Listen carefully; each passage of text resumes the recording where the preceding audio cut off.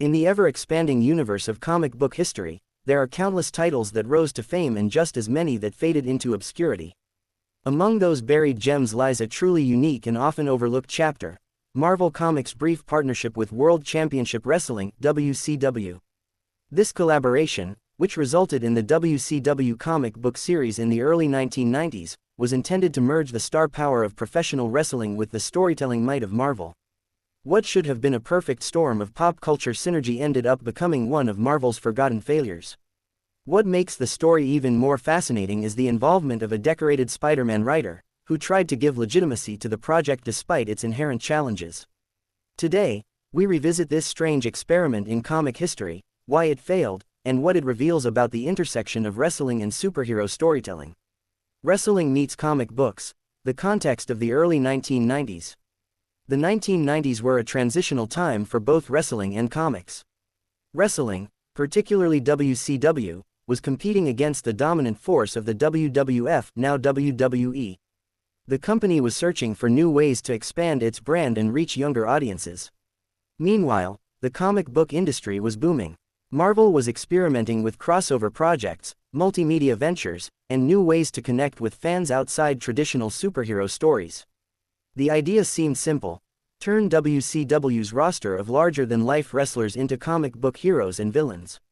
After all, professional wrestling already relied heavily on exaggerated characters, dramatic storytelling, and colorful personas, ingredients that closely mirrored comic books. On paper, the project made sense. In practice, however, it was far more complicated. The launch of Marvel's WCW comic. Marvel officially launched its WCW comic series in 1992. The series was marketed as a way for fans to follow their favorite wrestlers beyond the television ring, giving them comic-style adventures that amplified their characters' personalities. Some of the stars featured included Sting, the franchise face of WCW, portrayed as a heroic figure; Lex Luger, a powerhouse wrestler with a dominant aura; the Steiner Brothers, presented as all-American athletic icons; the Fabulous Freebirds, drawn as flashy, rockstar-like personalities. But the comic didn't just aim to showcase in-ring action. Instead, Marvel attempted to transform wrestling feuds into larger-than-life superhero battles. This was where the experiment started to unravel. The Spider-Man connection, a decorated writer's role. One of the most surprising details about the WCW comic is that a decorated Spider-Man writer contributed to the project. At the time, Marvel assigned capable and respected talent to the book, hoping it could achieve crossover success. The presence of an acclaimed writer with Spider-Man credentials showed that Marvel was not treating the WCW project as a throwaway assignment. Instead, they wanted to ensure the series had narrative weight and comic credibility. Unfortunately, even with a skilled writer at the helm, the concept itself was flawed. The challenge lay in translating professional wrestling into comic form. Wrestling thrives on live performance, audience reactions, and the unpredictability of real-time drama. On the static comic page, much of that energy was lost. Even with strong writing, the result often felt like a parody rather than an authentic wrestling experience.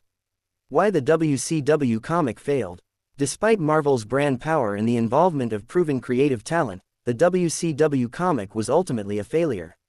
Here's why. 1. Mismatch of mediums. Wrestling is performance art with live audience participation, while comics are a visual narrative medium. The essence of wrestling, the crowd noise, promos, and athletic spectacle, couldn't be captured on a comic page. 2. Confusing tone. Instead of simply retelling wrestling feuds in comic form, Marvel exaggerated them into near superhero storylines. Fans who wanted authentic wrestling stories felt alienated, while comic readers found the stories campy and unbelievable. 3. Shifting WCW landscape. WCW itself was undergoing constant changes in management, creative direction, and talent rosters. Characters who appeared in the comics weren't always prominent on television anymore, making the series feel outdated. 4. Poor sales. Ultimately, the comics failed to attract either dedicated wrestling fans or hardcore comic readers. Without a strong audience base, the series quickly fizzled. How many issues were released? Marvel's WCW series ran for only 12 issues before being cancelled in 1993. Despite its short run, it remains a fascinating relic because it represented one of the earliest major attempts to bridge the worlds of comics and wrestling. Legacy and retrospective. While the WCW comic is often remembered as a failure, its legacy is more nuanced. It reflected Marvel's willingness to take creative risks, even if the payoff wasn't guaranteed. More importantly, it showed that the overlap between wrestling and comics, while natural on the surface, required careful execution to succeed.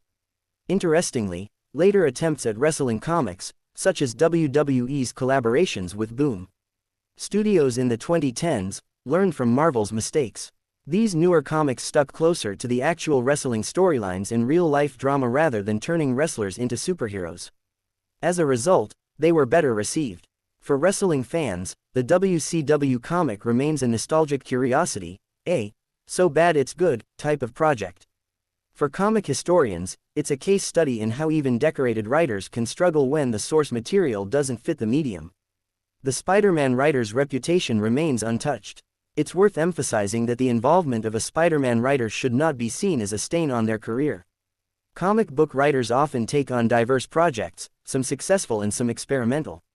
The WCW series simply wasn't destined for greatness, no matter who was behind the pen. Instead, it stands as proof that even legendary writers cannot always overcome structural flaws in a project's concept.